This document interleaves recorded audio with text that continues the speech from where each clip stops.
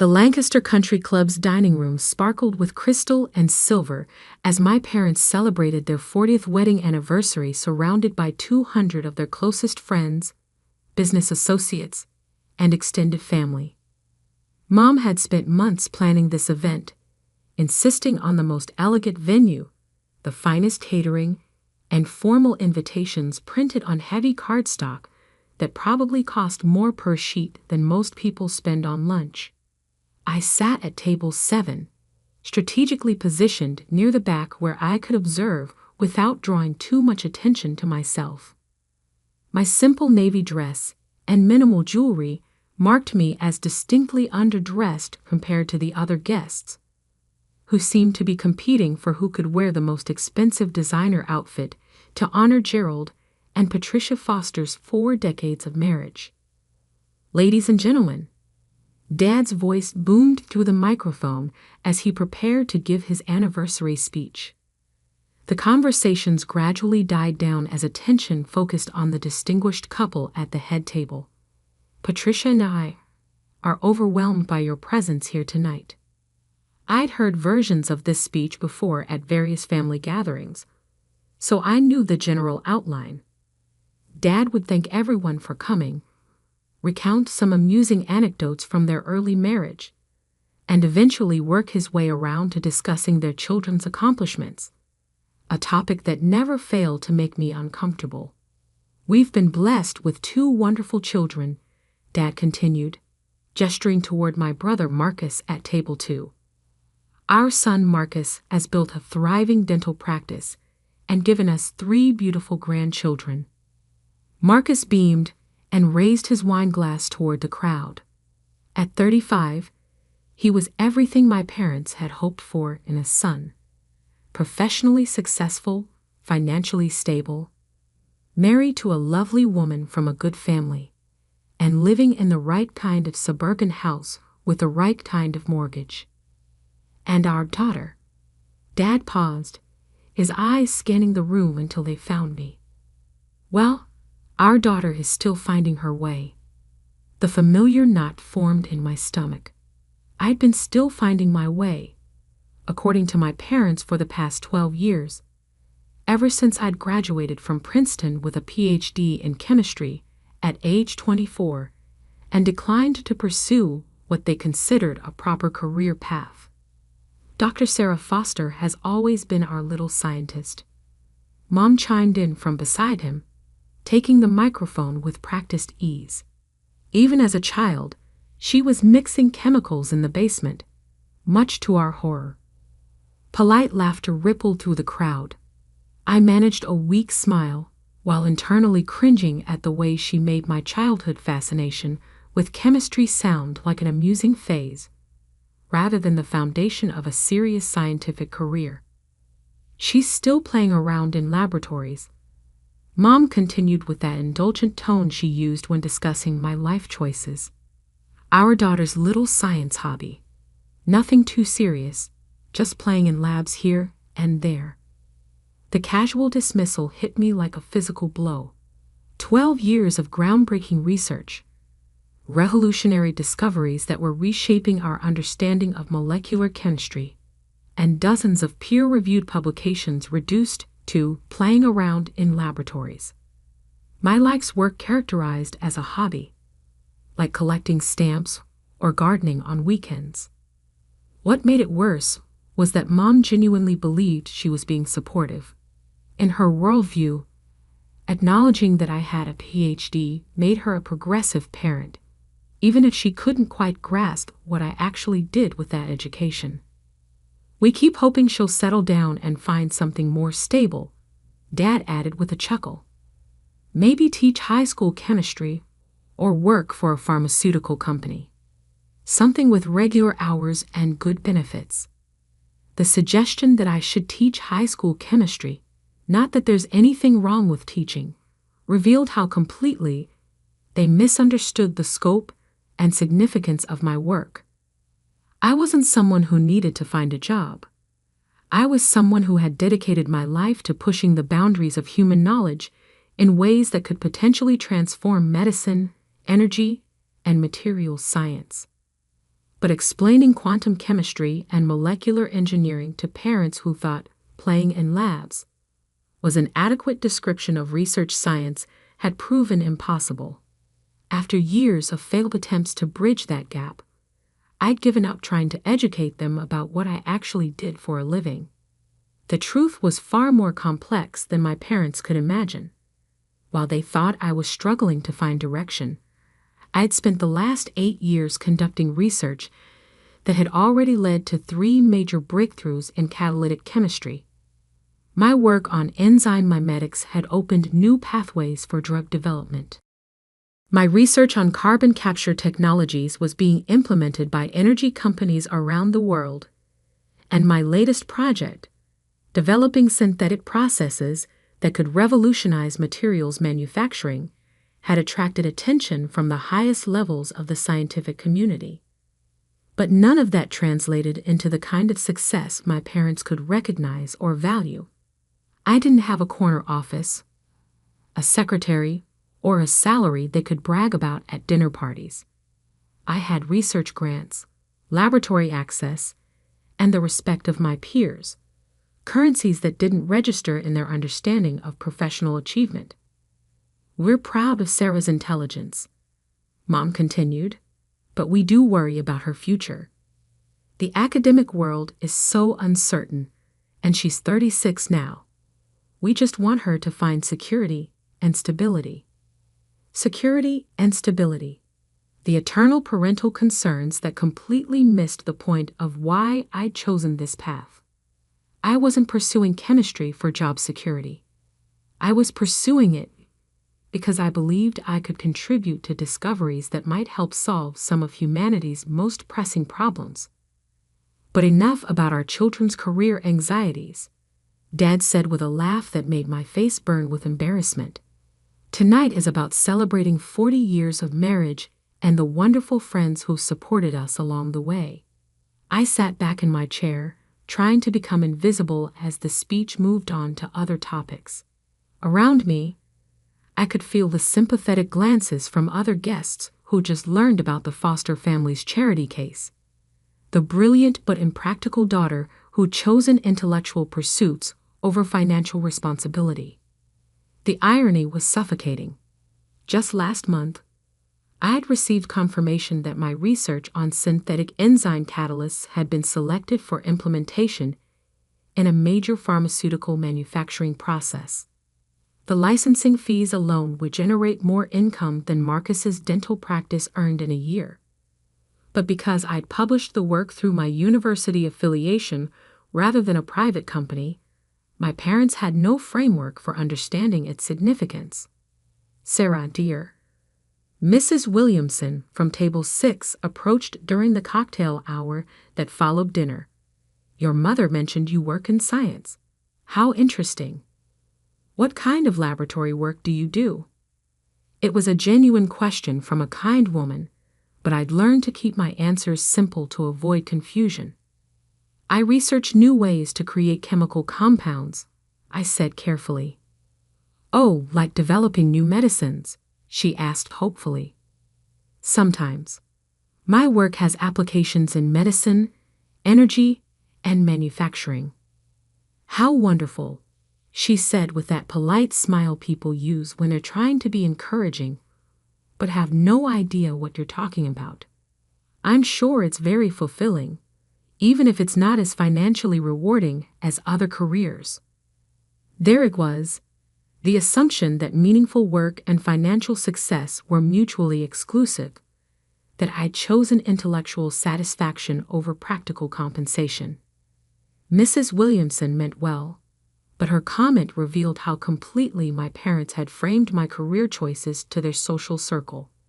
"It has its rewards," I said diplomatically.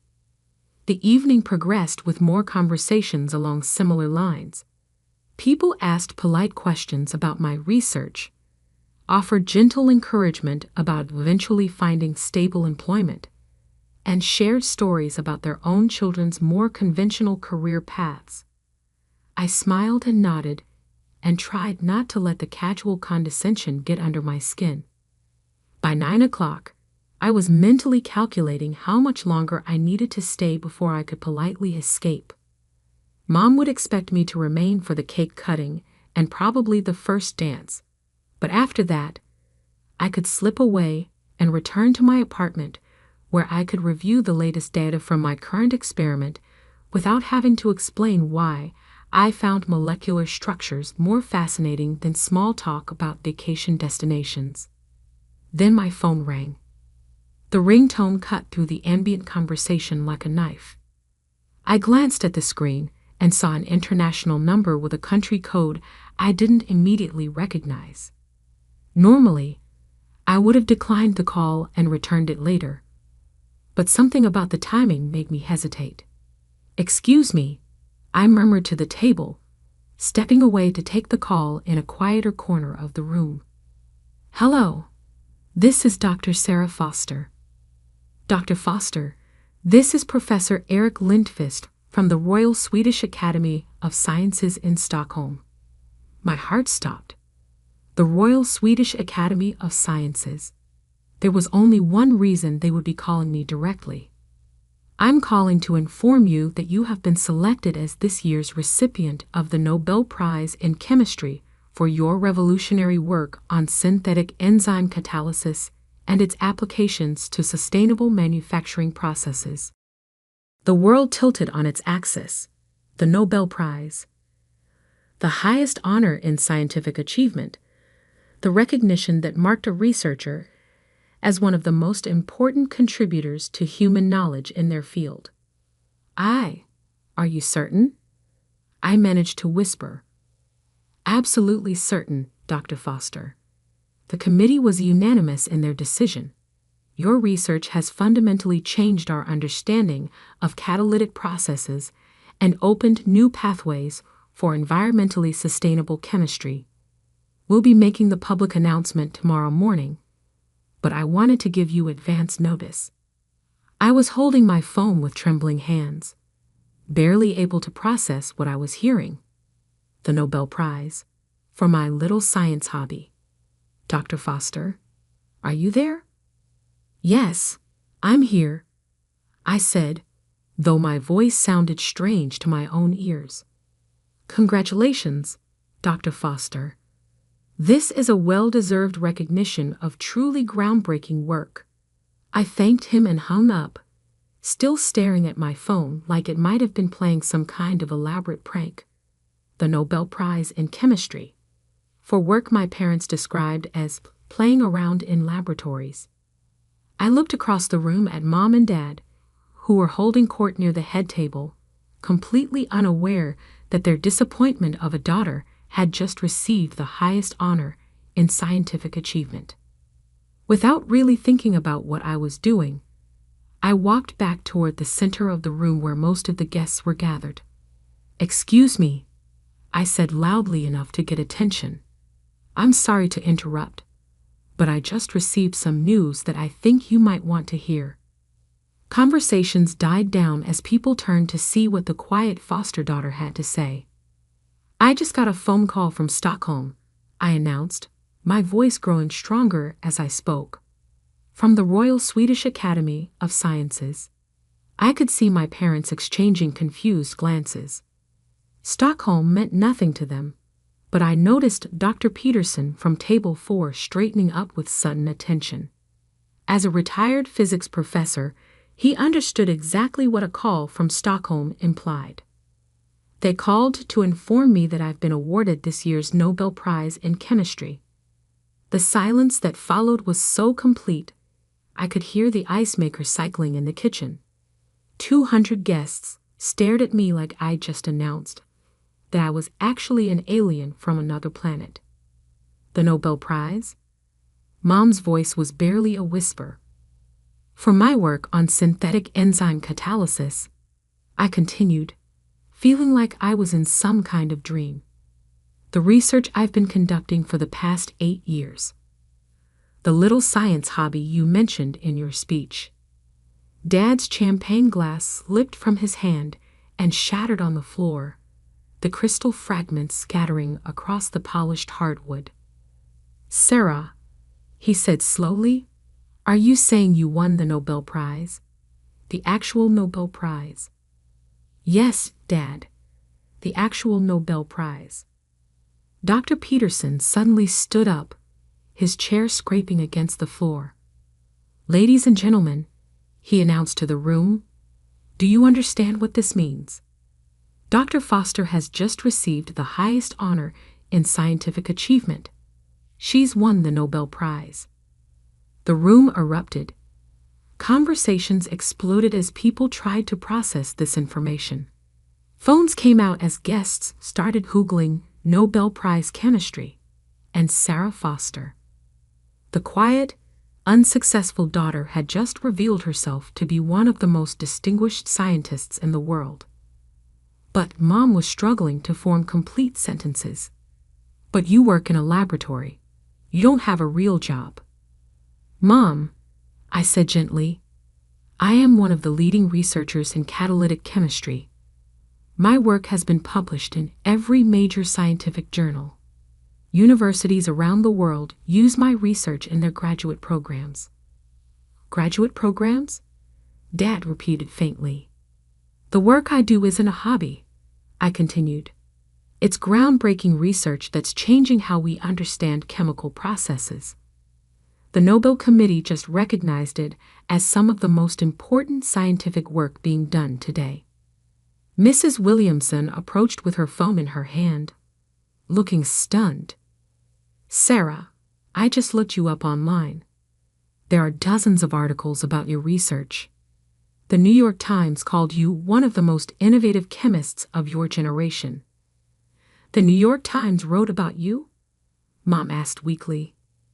Several times, I confirmed. Most recently when my carbon capture research was implemented by 3 major energy companies.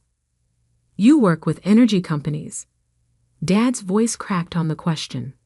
Among others, pharmaceutical companies license my research for drug development.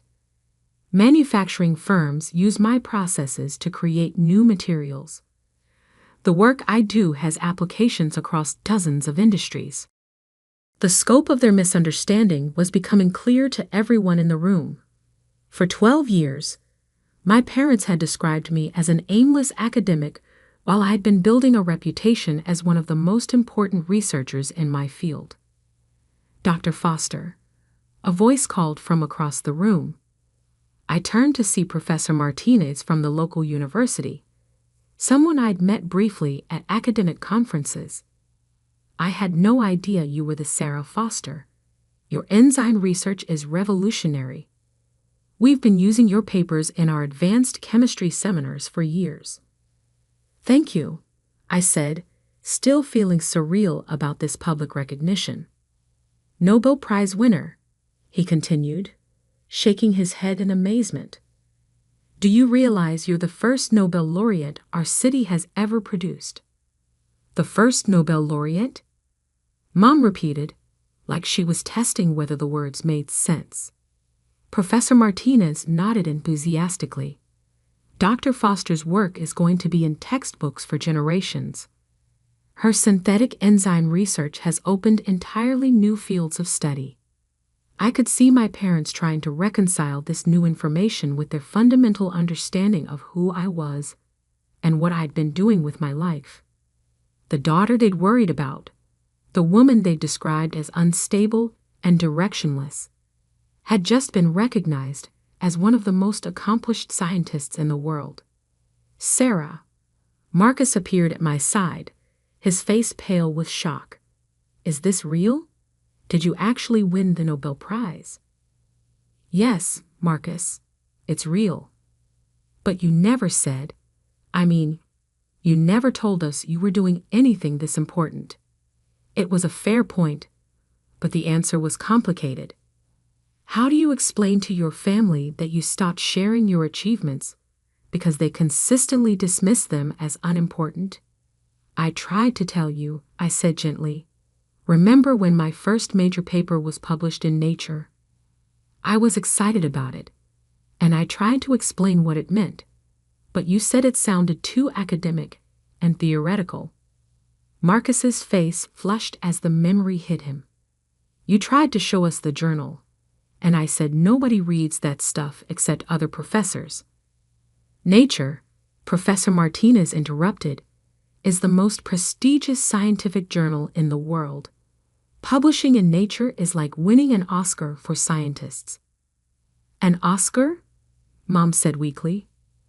And Dr. Foster hasn't just published in Nature, Professor Martinez continued. Apparently oblivious to the family drama he was intensifying.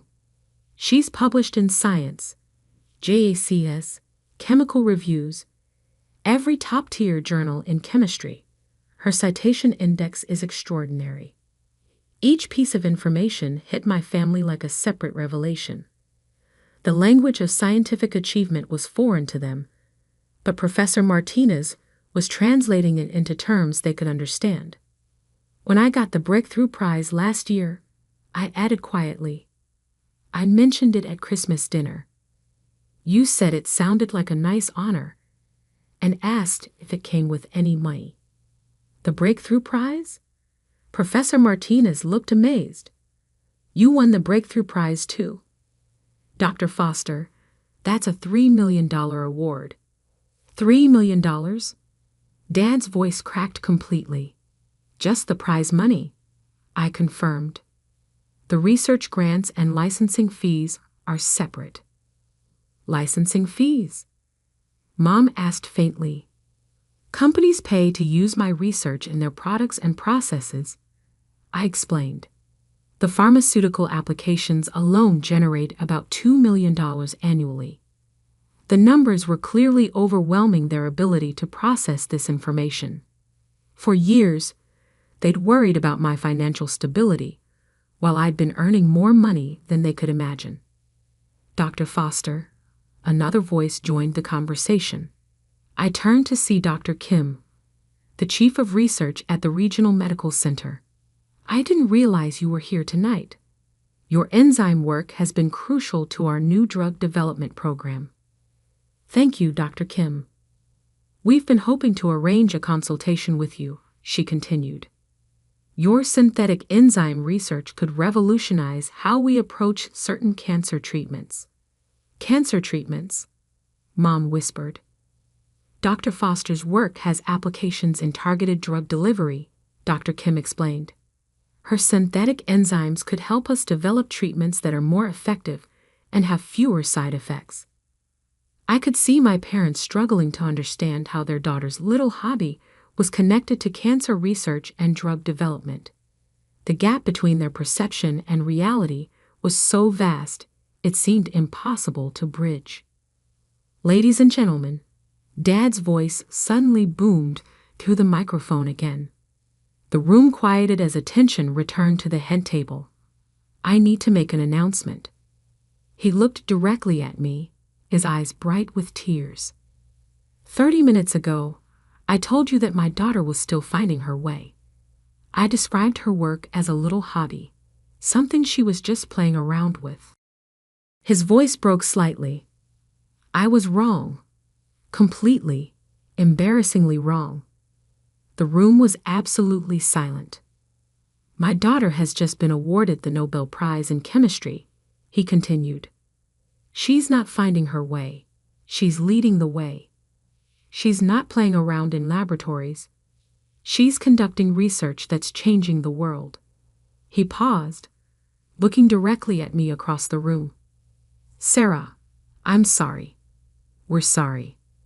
We didn't understand what you were doing because we never took the time to really listen and learn. We measured your success by our standards instead of recognizing that you were operating at a level we couldn't even comprehend.